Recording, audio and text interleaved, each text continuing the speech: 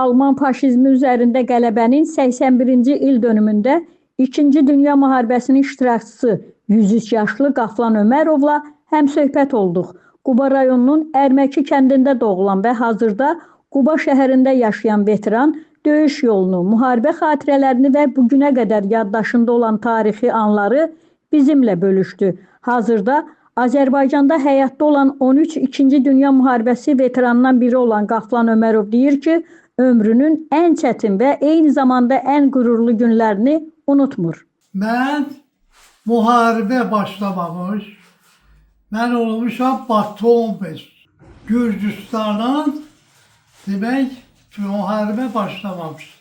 Mən olmuşam ofser məktəbi, dəniz əskəri.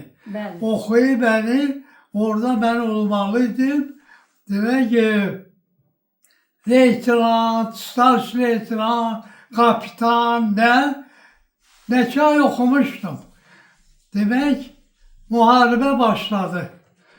Volqa çayına gəldim mən Yaroslavya. Yaroslavada piyada gəldik. Oca Moskovada üstad Nemeslerle psikilər da üzlüydü. Moskvadan piyada vuruşa gelmişəm Belarusya kimi. Belarusyada indi səfirlik vaxtından mən yaşım olanda səfirlik mənə padarka göndərir, məktub göndərir, mənə qonaq çağırırlar Belarusya'ya. Demək ki, mən onların da veteranıyım, Belarusya'nın. Bəli. Demək ki, bir belə orden medalım var. Belarusya, büyük ağaçlar var orada. Mart ayında mən yaralanmışam. Mart'ın 22'si. Demək ki, orada onlar ağacda Çexov ağ paltarlar giyinib snayperlə, bir məni snayperlə vurmuşdular.